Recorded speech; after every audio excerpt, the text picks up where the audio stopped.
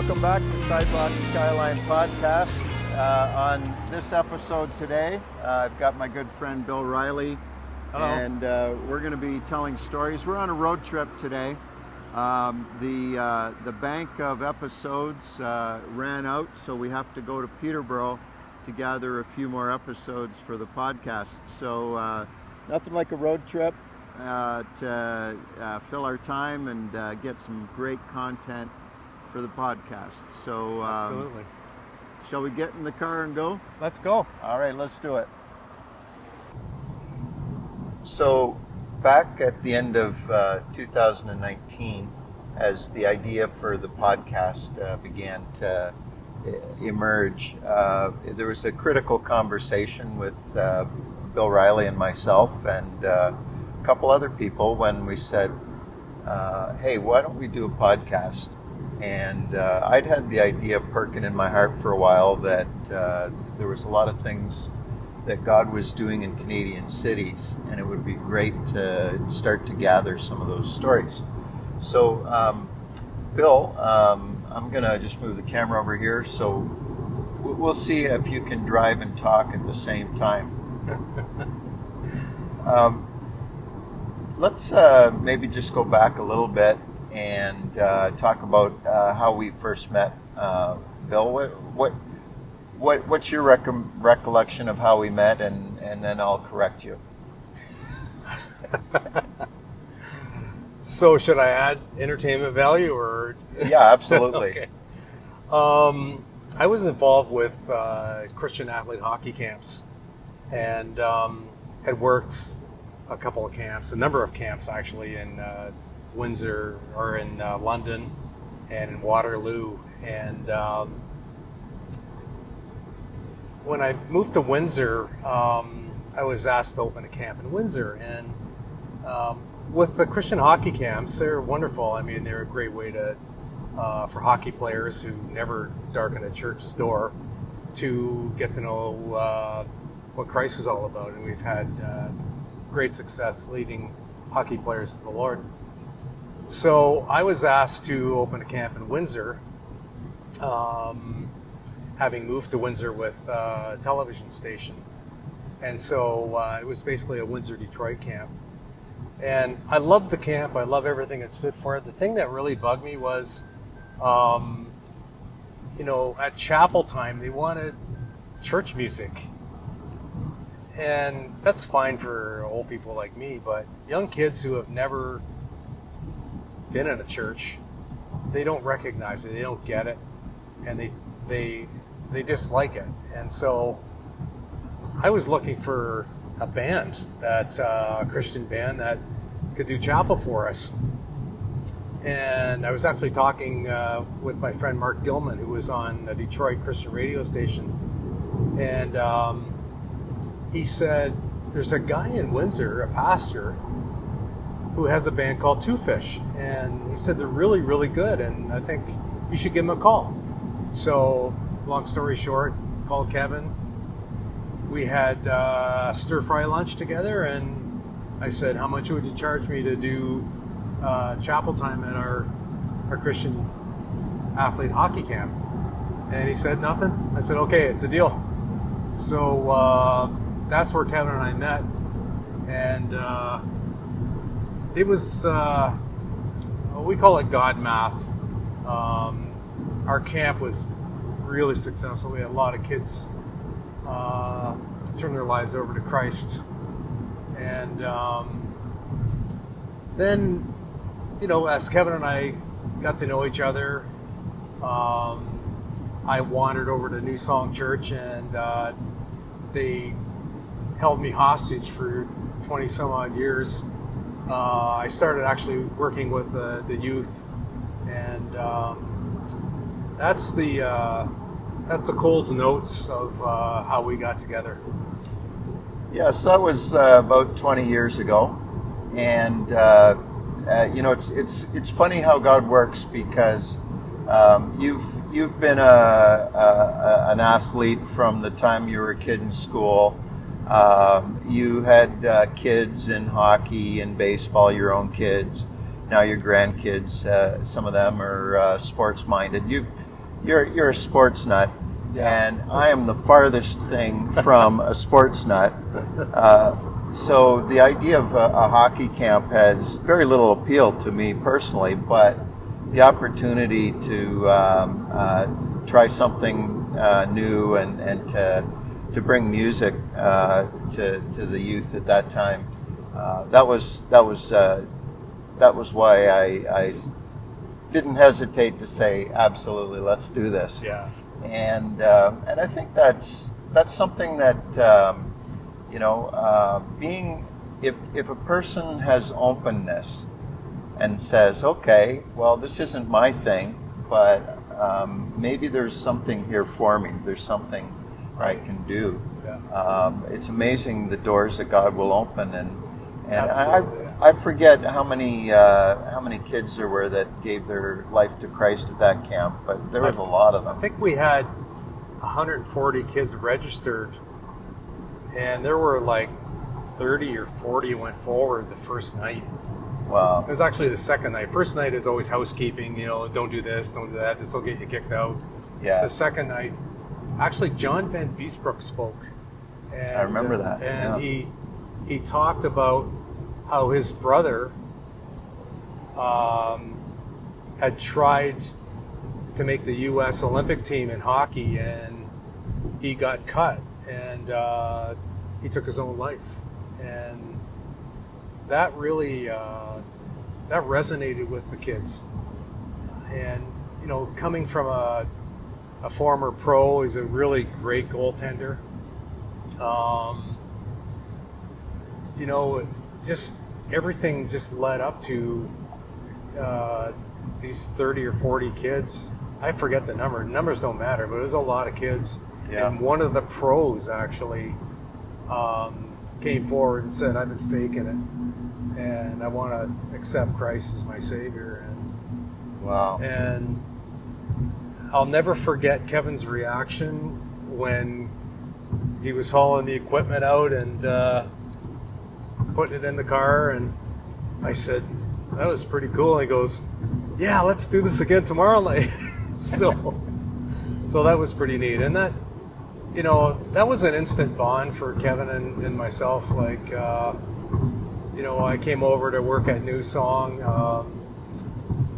as a member, but also helping with the youth. And I just remember it being so tough. And I remember it smelled like a bar. Like I couldn't stand the smell. It did in the early years. It smelled like a bar. Yep. And but once you experience what God was doing there and still is doing there, Yeah. it has a sweet perfume. Yeah. And it's been an amazing experience. It's we've been hanging around there for a lot of years. So Yeah. So, Bill, you had a long career in working in television and all the various aspects related to that. And I'd be interested to know. Everything starts somewhere, and you were a kid growing up in Essex, Ontario. yeah. Your family moved to London, Ontario, and it was in London that sort of the idea that, hey, maybe this is something you could do. Talk about sort of the early days of getting into the television industry. It was an industry too. It was, yeah. We moved to London out of Essex. London was a population around 200 and something thousand, and I was going to Essex High School, and I just finished playing football. After football season, my dad moved to Solo, London. He went into the insurance business, which is the worst place to move if you're starting insurance, because there's more insurance people there than per square inch than anywhere in the world, I think. But so he took me the very first day to a high school that was around the corner, and they said, you can't go here because it's an academic school and you're technical. So you have to go to Beale Tech, which is downtown. And to me, that was like, you know, it might as well been Timbuktu. Like, it was so far away, being from a small town. Now you're in downtown city. Yeah. Going to high school. Yeah. So my dad drops me off at Beale Tech because he had an appointment. And so I walk up the stairs. I have no idea what I'm doing. I go in the office and they register me. And my very first class was three-phase motors. They were rewiring three-phase motors. And my electricity class at Essex High School was wiring doorbells. And I'm like, I'm lost. I'm done. I don't know what I'm going to do. And so I thought, well, I'm going to play football and hockey or basketball, depending on if I make the team, and then I'm going to quit. So I was about to quit, and a notice went up on the bulletin board. They were starting a television arts and broadcasting course. And I thought, well, yeah, I'll jump in and just goof around and meet some girls, and then I'll quit. And they had a studio, a TV studio at Beale Tech in London in the mid-'60s. And so they finally started a course. And I walked into the studio and I thought, yep, this is what I'm doing. And so that was 1971, I think it was. And I'm still involved with television production, video production. What are some of the various kinds of positions and roles you've played with television and video production? I've done everything except sing the national anthem, I think, at a TV station. You know, I was in production. I was a director. Actually, I think I was the youngest director that they had ever hired, but actually started at CKNX in Wingham. And I was up there for about a year, and then a job opened at CFPL TV in London, and I got it as a lighting guy. The guy I replaced actually went out to do lighting for the Beachcombers on Seashell Island out in near Vancouver. So studio, you know, lighting, the whole bit. Actually, while I was bringing my kids up, I went into sales because they were making really good money. And I thought I'd try my hand at sales. I did that for a while. That's how I got transferred to Windsor, Ontario as a sales rep. I opened up the new station in Windsor. And I always had a yearning to have my own production company and kind of get out of the broadcast end of it. And so I started Stone Throw Studios in about year 2000, and just doing independent production, and had an opportunity to go to the Olympics in 2010, and that was just God math because, you know, you look at my resume, I didn't really even qualify considering all the great camera people and great production people there are out there. But my wife said, so you're not even going to try to put an application in? I thought, yeah, okay, I better. So I sent an application into OBS, which is Olympic Broadcast Services, and they were in Vancouver at the time for the 2010 Olympics. And I got a call like 2 weeks later, and they said, we'll fly you out and have a chat with you. And so that was pretty cool. You know, Bill, whenever you are engaged in being a videographer, recording something, you know, there's probably all kinds of jobs you've done that you don't even remember much about because it was just another job, right? Yeah. But there's something about you that has everything to do with God's call in your life. It was part of the thing that when you got to retirement age and you thought, you know what, I want to take the talents I've been given, the experiences I've had, and I want to be able to do something to the glory of God. There's an impact, though there's a camera between you and the action that's happening, or the person that's being interviewed, or the people that you're watching. There's something that happens to you as the watcher, and then to sit back in your editing suite and for hours and hours immerse yourself in what you've just seen. And so I just want to ask you about that, about how does being there and recording it and looking to edit and present things, like how is that shaping God's work in your life? I know the word vision is a buzzword that's used in church circles and mission circles and stuff like that, but it's literal for you. It is literal for me. I see some stuff in slow motion. I know it's weird, and maybe it's because of my age. Everything's in slow motion, but the power of sight and sound and motion combined. And now, God is the God of high definition. He's the God of ultra high definition. And sometimes we're too busy to be still and look at the colors and watch people and translate that into praise. And I think that's what God's doing in my life, is He's allowing me to see situations or be in a situation with a camera and pick off that shot, or when I'm interviewing somebody, is to ask them a question that evokes an emotional and a spiritual response. And that's exciting for me because, who'd have thunk it? I mean, I wanted to go to school to play football and goof around and then somehow find a job.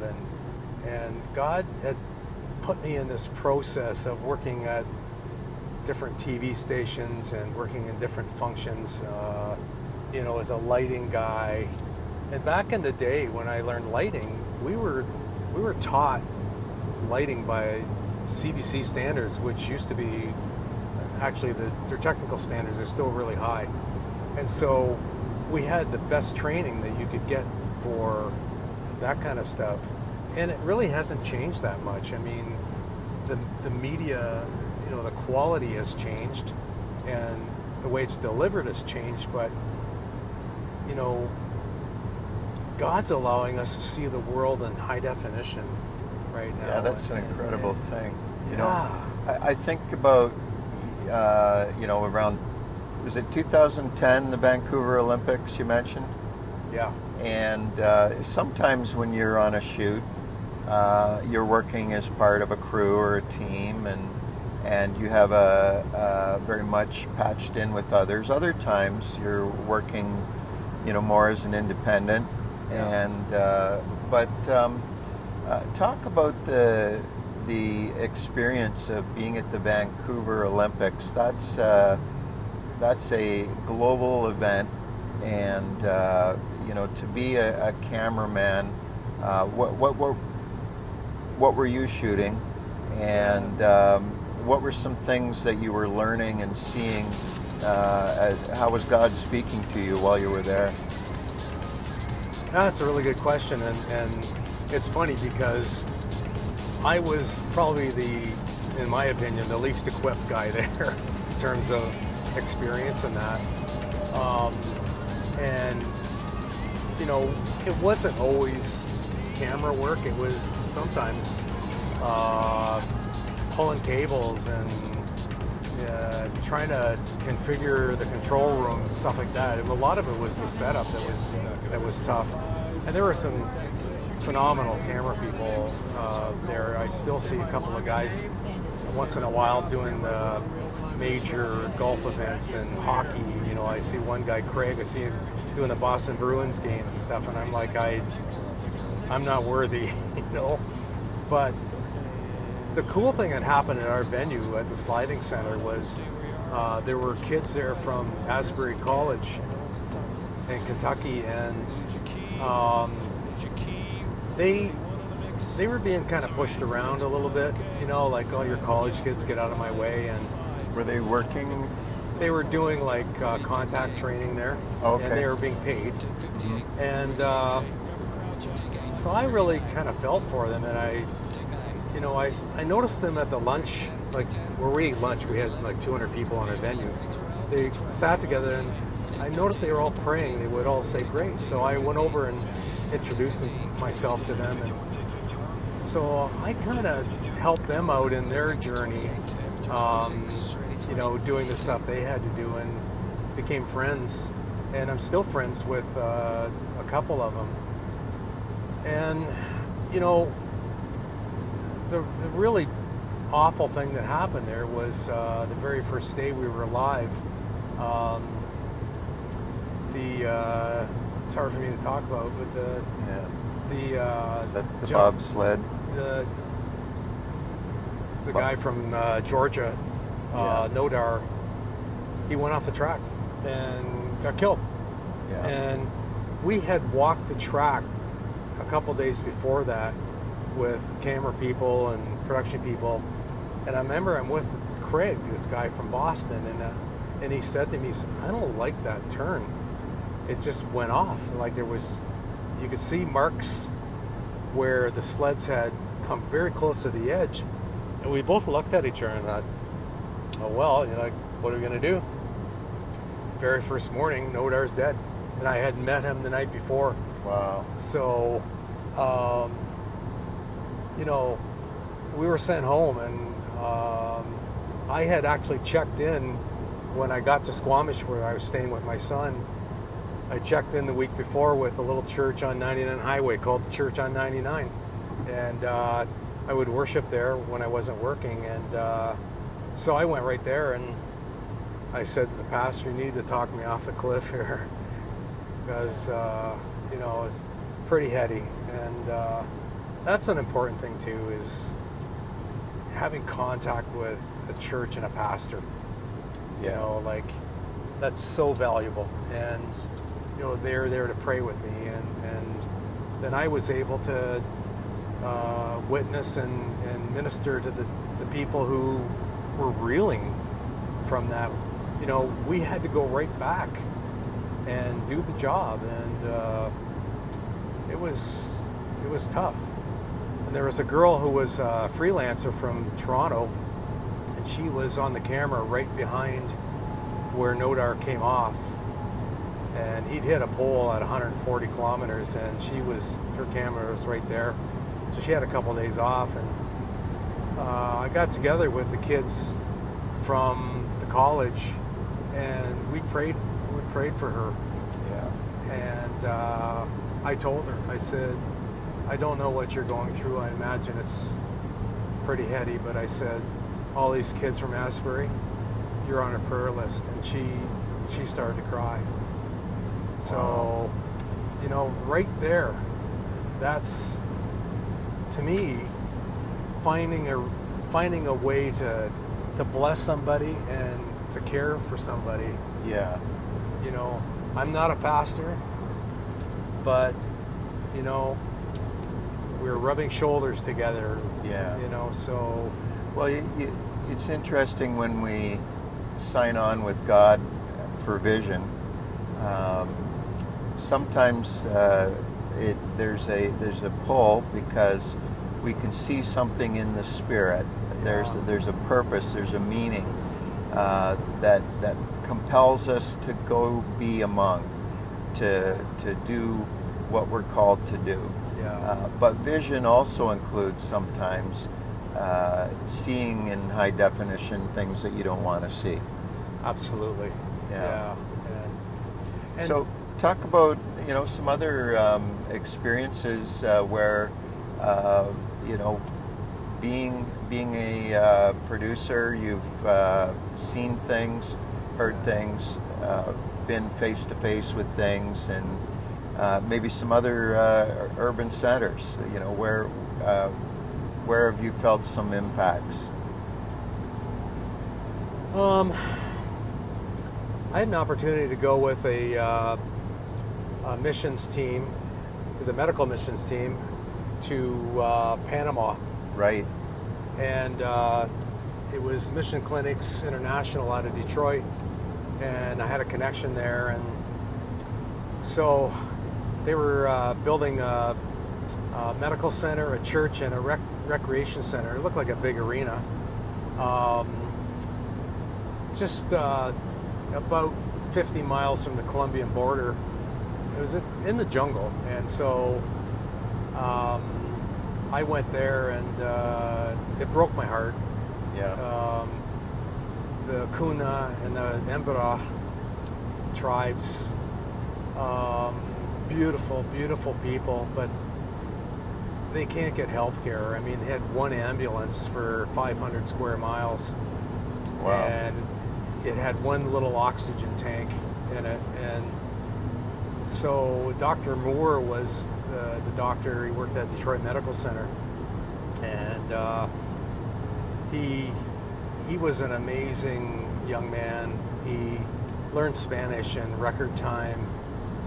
He would set up these clinics where hundreds of people would come in and get stitches or get well baby care, or they'd hand out free eyeglasses that these optometrists would throw in the garbage or whatever. And there's a good example of vision, right? Yeah, absolutely. Here's a guy living in Detroit, working in a big hospital in Detroit. In the ER. Probably paid well, probably able to live a very meaningful, comfortable life. Yeah. And yet vision goes beyond the city that he's in. It goes to the remotest of places. Yeah. And so what was I mean, you mentioned it was heartbreaking. Yeah. What else spoke to you on that trip? Well, it was neat on Sundays. He had managed to build, it's like an arena, but it just had the beams up and it had a roof, and they had a church service there on Sunday morning, and there were probably 400 people there, and they came on horseback, they came on mules, they came on motorcycles, they walked, and when they sang, and they had a baptism there, and when people came forward for salvation, they dunked them right away. They baptized them right away. And I interviewed, and this is God, I interviewed a lady who had lost her daughter, and I interviewed her in Spanish, and I didn't know what she was saying, and I had to have it translated, but God basically, he did the interview. All I did was point the camera, and just the work that was being done there. And when I saw all these people show up for church, and the little kids had these rinso white shirts on, they live in the jungle, and I wept. Like, they spend hours coming to church. They walk, they get on these rickety old buses, and I don't know, it just floored me. I thought, where is my faith? Yeah, the vision always causes us to see things that we never saw before, or we only saw shadows of. Yeah. So with Sidewalk Skyline Podcast, I haven't done an actual count, but I think probably about 2/3 of the episodes have had video content. The other third were audio only. And then, of course, through the pandemic years, we didn't get a whole lot of video shoots as much as we would have liked to. I had more recorded Zoom calls with guests. Yeah. But we've been on some fun road trips together. We've a couple times we've done recordings at the Our City Toronto conference. We were into Toronto and Hamilton to do some. We've done some shoots in Windsor where we would set up your gear, and any kind of ad hoc studio, any kind of empty room we could set up in, we would do it. But let's talk about some of your memories of guests that we've had on the podcast. Many times I'm taking you to meet people you've never met before. And at the same time that you're recording them, you're also hearing who they are and what they're all about. And so are any of the guests that kind of, 2 or 3 maybe that over the 3 years really kind of stood out in your mind? I gotta say the first one's Bob Gow. Yeah. He's unforgettable. He's Bob a phenom. Gow. He's so in love with God. He's so in love with Jesus, and he's got such wisdom. And he came to New Song a couple of times, I think, and just the effect he has on people when we have communion and he prays with them, he prays over them, and he really resonated with me. And he really brings a deep sense of Jesus' presence, doesn't he? He does. Yeah. And I think that was maybe the first one we did. We did it in recording, actually in an audio studio. Yeah. And he was hilarious. I mean, all the stories. It's just, he's probably number one. Yeah, his hearse with a coffin turned into a baptismal tank. Well, it's a homemade baptismal tank that looks like a coffin. His double bumper Hummer, prayer station. Yeah. And just his ability to speak Jesus into people,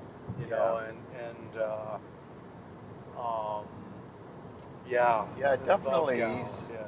Bob. We've had him on more than once because he's got more than one thing to say. Absolutely. Anybody else that kind of had some kind of an impact on you personally? I think Kelly Franklin. Kelly Franklin. Yeah. Yes. I mean, she's like out there, but the work she had done with young women and human trafficking and her own anti-human trafficking. And her own life story where she was a bad little girl, So how God can change somebody, it's it never ceases to amaze me how he can take somebody who is destined. They're going to hell in a jet, basically, according to the world, and God can say, no, you're not. Yeah. I got you, and yeah. I think the most I've ever laughed was when we went to Stone Church and we interviewed Chris Chase. Oh my goodness. I was cry laughing. Like, he's one of these kids that, when you're in school, they have to keep telling him to sit down, But that was fun. That was a great interview, and it's a privilege for me to get to know all these folks, and the one common denominator is that we all love the Lord, and so there's no looking at each other and say, oh, who do you think you are? It's like, you're God's child and so am I, so let's get some content here, Yeah. and it's been an amazing journey. And What about the 2 rounds we've had of our City Toronto Conference? Any special memories or thoughts related to those gatherings? the food, I think. Oh yeah. Because they don't just go down to the Kentucky Fried Chicken and order food for the staff. They get food from all over the world, and that shouldn't be number one. It's not number one. Of course, it's not. But it's an essential part of every good road trip. Amen. You know what? Amen. And if you know TV or film crews, they base their shoots on the availability of food, free food. So, it's an amazing place. It really is. Like, I'm struck with the amount of variety in ministry that's happening in the city, and I don't think the average church goer knows what really goes on, and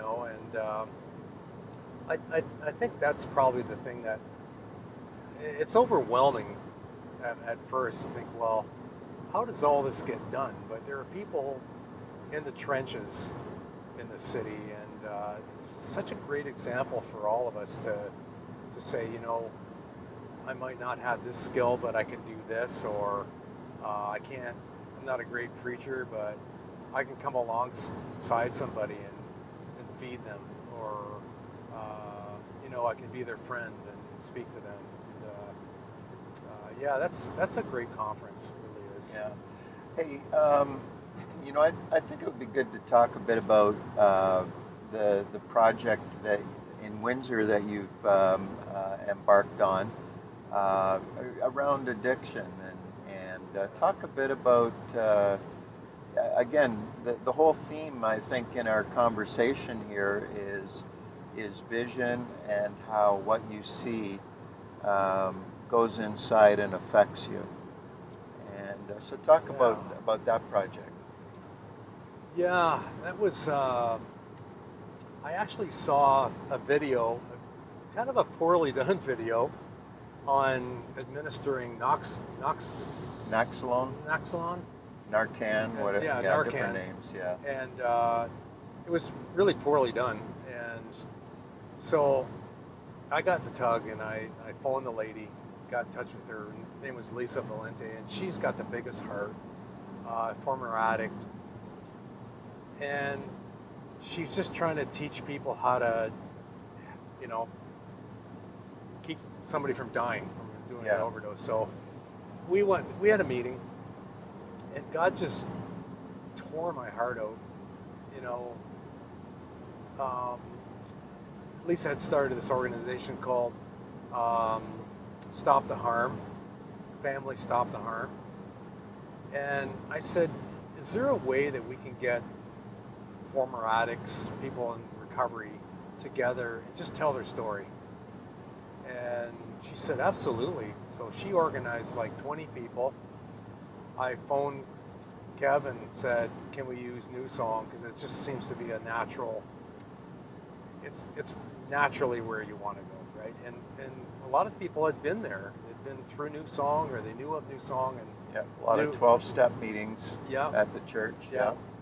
And so we did probably about 15 interviews in the church, shot it in high definition, and I wept. Like, when I was editing these things, just the hurt and the being out of control and trying to get your life back. So on one side of the fence there was that, but on the other side of the fence were how they loved each other and how they care for each other, and how they'd been ministered to by other addicts, and it's hard for me to talk about it a little bit. I've got skin in the game. I have a son that's struggling with coke right now. Yeah. And and I think God uses those situations so that you have a complete understanding of where these people are. And I don't know how many times when I was behind the camera I had tears flowing down my face. And Are there any of the people that kind of had stuck to your heart? yeah. A lot of them did, but any in particular that you want to talk about? One of these interviews hit home, I think, more than most of them. And it was a trans woman who had just changed. Transitions is the word, I guess, to a woman from a man, and the struggles that that caused, and the angst and the shame that she was experiencing, and she had an addiction, and she was trying to be an advocate for trans people, and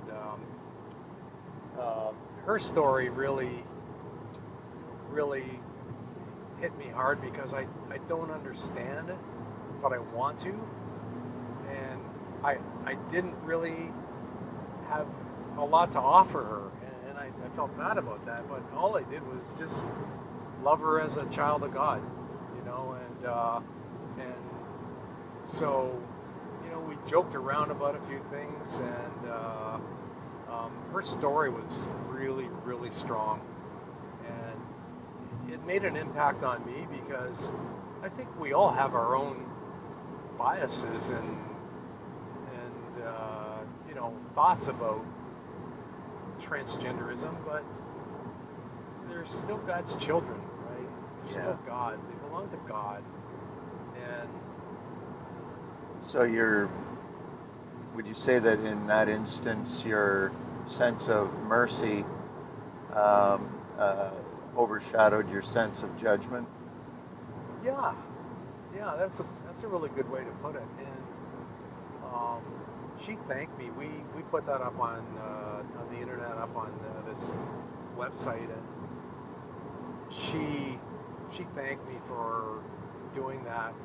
And she was very, very good. She had some really good points about the struggle with addiction and the struggle of changing your gender, and that's something I never wanted to be confronted with, but God put it right in my face. Yeah. And it's about where the rubber hits the road. Like you can act out your faith, or you can ignore that person. And I'm glad that she was there. I'm glad I heard her story, and I'm glad I was able to tell people about it. So that was a toughie. Well, that was a good supper. You can't beat Husky. Yeah, it was really good. Yeah. And apparently the sun went down while we were enjoying our supper. But what's up with that? I know. Well, I got one more question for you. Uh-oh. And it seems like we're digging deep into this whole idea of vision. And, there's, after spending, your adult life behind the camera, looking through the lens, having that sense of vision, what would you say to maybe other people that are at the front end looking to get engaged in media work? I mean, all of the technologies have changed significantly, but there's some core things that never go away, right? Right. And just share your heart a bit. What would you say to people that are working in in media today? Well, I don't think the advice has changed. Just be sincere, be truthful, and be honest about what you're doing. I mean, there's so much trickery that goes on with special effects and that. The salient, the lovely,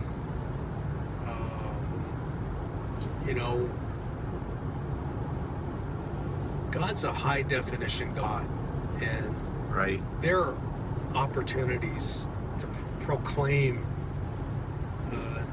to people the good news, and we have an opportunity to do it in high definition and beautiful sound. And I would say, Except maybe for this podcast, which I'm recording on my iPhone exactly with a selfie stick. Yeah. But and cut. No. If you want to get involved in doing media or doing production, make sure that you're in love with what you're doing. yeah, Make sure that if you have a message, the message is something that will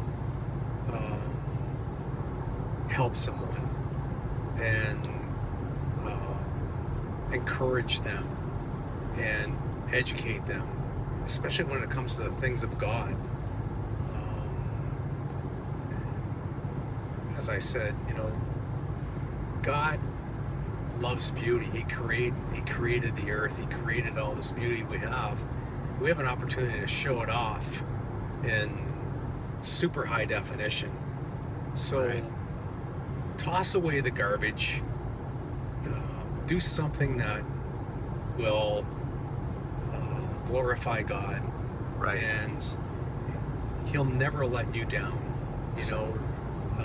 Look through His eyes when you're looking through the viewfinder, and I, without a doubt, just about every time I say, Lord, let me be your eyes and show me the things that I need to shoot, things that need to be explained or brought forward to an audience. And He never lets you down. He'll show you things that a lot of times I'm like, wow, that just happened. So, take your gift and give it to the Lord, offer it up to Him, and let Him work with your creativity. Because He's a creative God. That's so good. That's so good, Bill. And we're going to get some good content the next couple days from some exciting people in Peterborough, and just great to have you alongside in this journey of Sidewalk Skyline Podcast. And we'll be back real soon with some more exciting episodes. Thanks for watching. Yeah. See you then. Well, Bill and I's road trip to Peterborough turned out to be a very productive couple days. We were able to capture several interviews with people in Peterborough, and that'll keep us going to the end of the year for episodes. On the next episode, we're going to talk with Graham Gibson. Graham is a professor at Master's College and Seminary, and has spent several years back and forth into Peterborough, and has students that are involved in understanding Canada as a mission field. And so he's got some great insights to share, including years of work that he's invested with Indigenous Canadians as well. So join us again on the next episode of Sidewalk Skyline Podcast. I'm your host, Kevin Rogers.